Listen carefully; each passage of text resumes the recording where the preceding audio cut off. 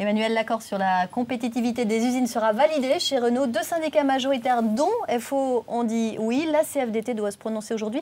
Emmanuel, c'est un accord fondamental pour l'avenir des usines en France. Oui, imaginez, la recherche de la compétitivité dans les usines en France n'est plus un gros mot. Déjà, rien que ça, c'est un point extrêmement important. Et surtout, l'accord trouvé chez Renault montre que quand direction et syndicats se parlent et qu'on les laisse tranquilles pour se parler, eh bien ça peut marcher pour trouver un accord gagnant-gagnant. Il faut dire que le temps était compté, la situation n'est plus tenable dans les usines françaises en ce moment de Renault. On va prendre quelques chiffres qui parlent d'eux-mêmes. En 2004, c'était hier, c'était il y a 8 ans, eh bien on produisait encore plus d'1 million de voitures par an dans les usines Renault. L'année dernière, en 2012, seulement 530 000 voitures sont sorties des usines Renault, des usines qui sont utilisées aujourd'hui à seulement 60% de leur capacité en France. C'est dire s'il y avait urgence pour avancer sur un accord. Alors Emmanuel, qu'est-ce qui va changer?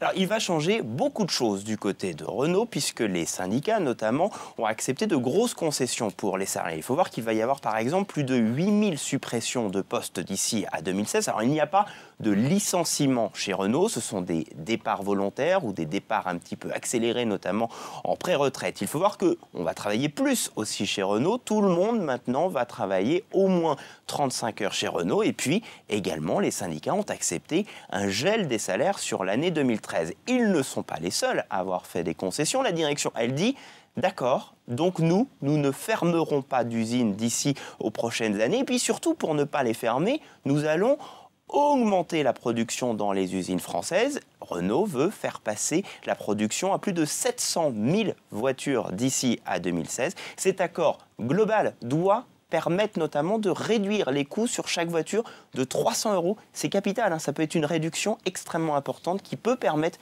de faire la différence par rapport aux concurrents. Alors Emmanuel, comment le groupe peut y arriver dans une conjoncture qui paraît tout simplement cataclysmique? C'est la grande question. C'est vrai que si on regarde les chiffres aujourd'hui, on peut se dire que ça n'a aucune chance de fonctionner. Les ventes de voitures sont au plus bas. La seule marque Renault a perdu plus de 22% l'année dernière sur le marché français. Mais voilà, on est peut-être au plus bas. Donc déjà, on peut se dire que peut-être dans les années à venir, dans les mois à venir, en tout cas d'ici à 2014-2015, ça peut repartir.